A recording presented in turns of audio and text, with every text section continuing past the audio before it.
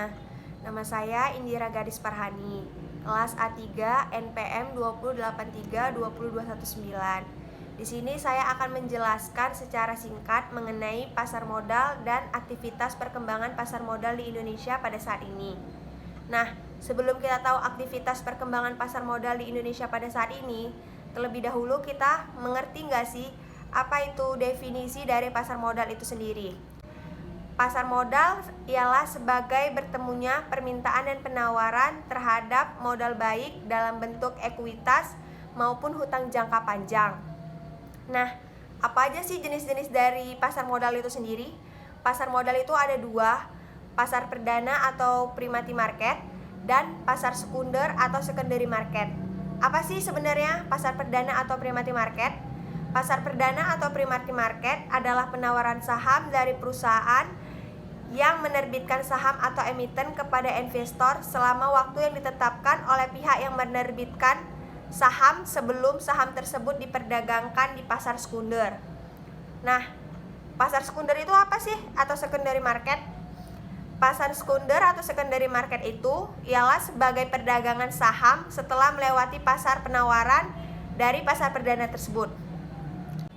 Oh ya, apa aja sih manfaat dari pasar modal itu sendiri? Nah, yang pertama itu manfaat pasar modal bagi lembaga penunjang. Nah, perkembangan pasar modal akan mendorong perkembangan lembaga penunjang menjadi lebih profesional dan memberikan pelayanan sesuai dengan bidang mereka masing-masing. Nah, yang kedua itu ada manfaat pasar modal bagi para emiten. Yang pertama, solvabilitas perusahaan tinggi sehingga akan memperbaiki citra dari perusahaan. Yang kedua, jangka waktu penggunaan data tidak terbatas. Yang ketiga, ada bagi pemerintah. Bagi pemerintah merupakan alternatif lain dalam pemanfaatan potensi masyarakat sebagai sumber pembiayaan. Nah, yang keempat itu bagi para investor.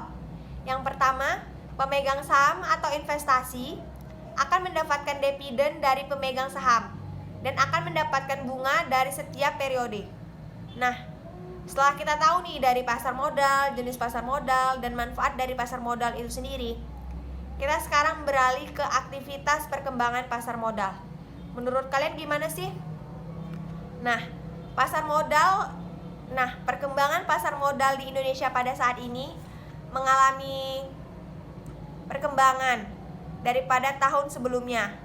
Di awal pandemi COVID, pasar modal di Indonesia mengalami penurunan secara drastis karena banyaknya para perusahaan atau pemegang saham yang bangkrut dan banyaknya para pekerja karyawan yang di PHK, yang mengakibatkan pengangguran di Indonesia semakin meningkat. Perkembangan pasar modal di Indonesia mengalami peningkatan dikarenakan banyaknya para perusahaan dan pembisnis di kalangan masyarakat seperti UMKM mengalami peningkatan karena mereka memunculkan produk dan mengembangkan ide-ide mereka untuk menciptakan produk tersebut.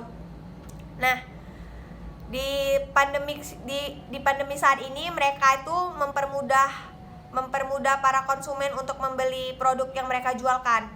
Nah, mereka tuh menggunakan aplikasi online, contohnya seperti Lazada, Shopee, Zalora, Tokopedia, dan aplikasi atau website online yang beredar di handphone kalian masing-masing. Nah, mempermudah, contohnya jasa makanan, GoFood, atau malas membersihkan rumah ada GoClean, terus antar jemput, ada Gokar atau Gober, dan lain halnya.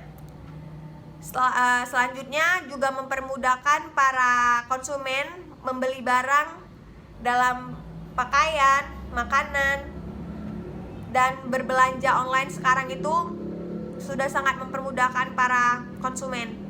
Dikarenakan para perusahaan mengalami peningkatan dari tahun sebelumnya dikarenakan mereka banyak sudah mengetahui tuh, para perusahaan atau para UMKM sudah mulai mengetahui bahwa di era pandemi saat ini tuh produksi apa sih atau perusahaan apa sih yang paling meningkat untuk para konsumennya gitu kan. Terus juga mereka tuh meningkatkan kualitas dari barang tersebut. Nah tuh sekarang kan juga banyak tuh kayak brand-brand dari dalam negeri yang mulai mendunia, seperti kayak baju-baju yang mulai meningkat kualitasnya dan lain-lain halnya. Dan juga banyaknya para investor yang mulai bekerja sama dari para perusahaan. Oh ya, agar perusahaan atau kegiatan bisnis mereka berjalan lancar, mereka juga harus mengikuti protokol kesehatan yang telah diberikan oleh pemerintah. Kalau mereka melanggar, ya mereka pasti akan mendapatkan sanksi yang akan diberikan oleh pemerintah. Nah, juga banyaknya para perusahaan yang beralih ke bisnis online dikarenakan banyaknya pembisnis yang tidak melakukan ke bisnis online itu mengalami penurunan, sedangkan yang memulai bisnisnya ke online mengalami peningkatan dikarenakan juga memudahkan para pembeli. Terus juga ya mereka harus mengikuti protokol kesehatan yang telah diajukan oleh pemerintah. Ya, itu juga yang mengakibatkan perkembangan pasar modal Indonesia mengalami kenaikan. Oh ya, itu aja, sekian dari penjelasan saya. Wabillahi taufiq walhidayah. Wassalamualaikum warahmatullahi wabarakatuh.